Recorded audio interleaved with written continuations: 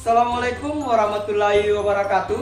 Perkenalkan, nama saya Agus Setiawan dari Prodi Ekonomi Syariah dengan NIM 2020203860 Pertama-tama, marilah kita panjatkan puja dan puji syukur atas kehadirat Allah Subhanahu wa Ta'ala. Oleh karena pada kesempatan yang berbahagia ini, kita masih diberikan nikmat kesehatan, nikmat kekuatan, sekaligus umur yang panjang, sehingga kita dapat memenuhi seluruh proses kehidupan ini. Tak lupa kita kirimkan salam dan salawat kepada junjungan kita Nabiullah Muhammad sallallahu alaihi wasallam. Nabi yang telah membawa kita dari alam yang gelap gulita menuju alam yang terang menderang seperti yang kita alami sekarang ini.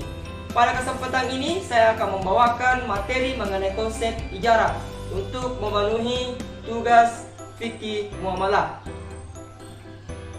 Dalam materi konsep ijarah, ada beberapa poin yang perlu kita pahami. Yang pertama, pengertian ijarah. Yang kedua, jenis-jenis ijarah. Dan yang ketiga, rukun dan syarat ijarah. Yang keempat, hak dan kewajiban dalam ijarah. Yang kelima, hukum yang terkait dalam ijarah. Dan yang terakhir adalah manfaat ijarah. Baik, pertama kita masuk di poin pertama, yaitu pengertian ijarah. Menurut bahasa, kata ijarah berasal dari kata al-ajruh yang berarti al-iwadu atau ganti. Dan oleh sebab itu, at-tawab atau pahala dinamakan ajruh atau upah. Secara terminologi, ada beberapa definisi al-ijarah yang dikemukakan oleh para ulama fikih.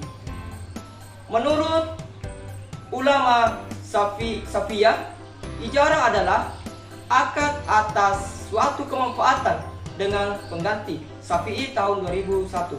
Menurut Hanafiyah, bahwa ijarah adalah akad untuk membolehkan pemilikan manfaat yang diketahui dan disengaja dari suatu zat yang disewa dengan imbalan.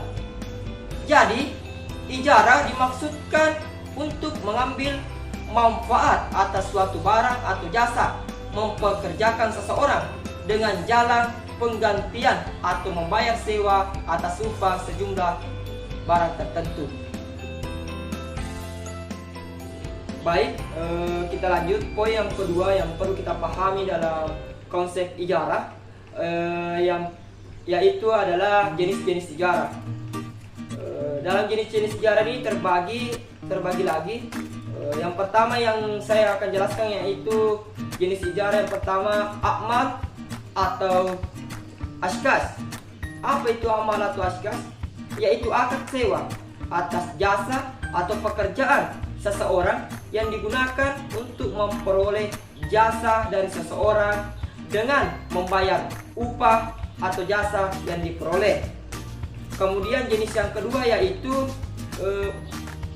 mutlakah atau ala al-a'yan, yaitu akad sewa atas manfaat dari barang. Kemudian jenis yang ketiga yaitu muntahiyah bin tamlik. Muntahiyah bin tamlik adalah suatu transaksi sewa menyewa antara pemilik objek sewa dengan penyewa untuk mendapatkan imbalan atas objek sewa yang disewakan dengan opsi perpindahan. Materi dari muntahiyah bin tamlik ini akan dibahas oleh teman saya pada kesempatan yang akan datang, dan saya akan lampirkan linknya di deskripsi. Kemudian jenis ijarah yang keempat yaitu mausufiyah fi al-simah, yaitu akad ijarah atas manfaat suatu barang atau jasa. Yang kemudian yang terakhir, jenis yang terakhir yaitu tasgiliyah. Apa itu tasgiliyah? Jenis ijarah tasgiliyah yaitu manfaat barang yang tidak disertai janji pemindahan. Itulah tadi poin kedua mengenai jenis-jenis ijarah. Baik, kita lanjut ke poin yang ketiga, mengenai rukun dan syarat ijarah. Yang pertama yang perlu kita pahami, yang pertama yaitu rukun ijarah. Menurut ulama Hanafiyah, rukun ijarah adalah ijab dan kabul, antara lain dengan menggunakan kalimat al-ijarah, al-istijar, al-iktira, dan al-iqrar. Ada pula yang menyebutkan rukun tersebut terdiri dari sigat atau ijab kabul, pihak yang bertransaksi atau muajir, atau bisa disebut dengan pemberi, sewa, mustajir atau penyewa, kemudian objek kontrak yang terdiri upah dan manfaat. Objek akad yaitu makjur atau aset yang disewakan, dan ujrah, harga sewa.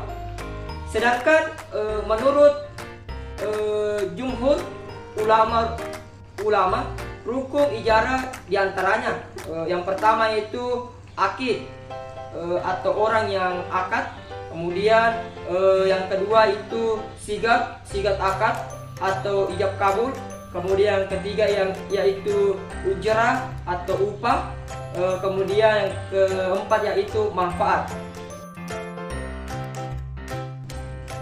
Kemudian kita masuk kepada syarat dari ijarah. Syarat ijarah yang harus ada agar terpenuhi ketentuan hukum Islam sebagai berikut. Yang pertama itu jasa atau manfaat yang akan diberikan oleh aset yang disewakan tersebut harus tertentu dan diketahui dengan jelas oleh kedua belah pihak. Kemudian yang kedua yaitu kepemilikan aset. Kepemilikan aset tetap pada yang menyewakan yang bertanggung jawab pemeliharaannya, sehingga aset tersebut harus bermanfaat bagi penyewa. Kemudian yang ketiga yaitu akad ijarah dihentikan pada saat aset yang bersangkutan berhenti memberi manfaat kepada penyewa. Jika aset tersebut rusak dalam periode kontrak, akad ijarah masih tetap berlaku. Kemudian yang keempat yaitu aset tidak boleh dijual dengan harga yang ditetapkan sebelumnya pada saat kontrak berakhir. Apabila aset akan dijual, harganya akan ditentukan pada saat kontrak berakhir. Kemudian syarat ijarah terdiri dari 4 macam, yaitu syarat al-inqad atau terjadinya akad, yang kedua syarat al-nafad atau syarat pelaksanaan akad, kemudian syarat sah, dan yang keempat yaitu syarat lazim. Baik, kita lanjut ke poin yang keempat mengenai konsep dari ijarah. Poin yang keempat yaitu sesuai dengan apa yang saya sampaikan tadi, adalah hak dan kewajiban dalam ijarah.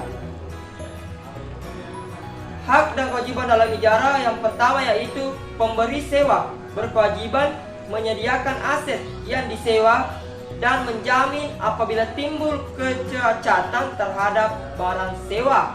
Yang kedua, penyewa berkewajiban untuk menjaga keutuhan aset yang disewa dan membayar sewa. Kemudian yang ketiga atau yang terakhir, berkaitan dengan pemeliharaan terhadap aset yang disewa, kedua belah pihak dapat merinci hak dan kewajiban masing-masing sesuai dengan kebiasaan dan kelasiman dalam masyarakat. Baik, kita lanjut ke poin yang kelima mengenai dari konsep ijarah. Poin yang kelima ini yaitu hukum yang terkait dalam ijarah. Hukum yang terkait dalam ijarah yang pertama yaitu hukum dasar ijarah adalah mubah dan mengikat. Kemudian yang kedua, tidak boleh digantungkan atas suatu syarat tertentu. Kemudian yang ketiga, orang yang menyewa boleh menyewakan kembali kepada orang lain apabila harganya sama. Kemudian yang keempat, yaitu diadakan sumpah apabila terjadi perselisihan. Sebenarnya masih ada beberapa hukum dari ijarah ini. Jika ada yang ingin dipertanyakan nanti silakan. Manfaat dari ijarah. Apa sih manfaat dari ijarah itu?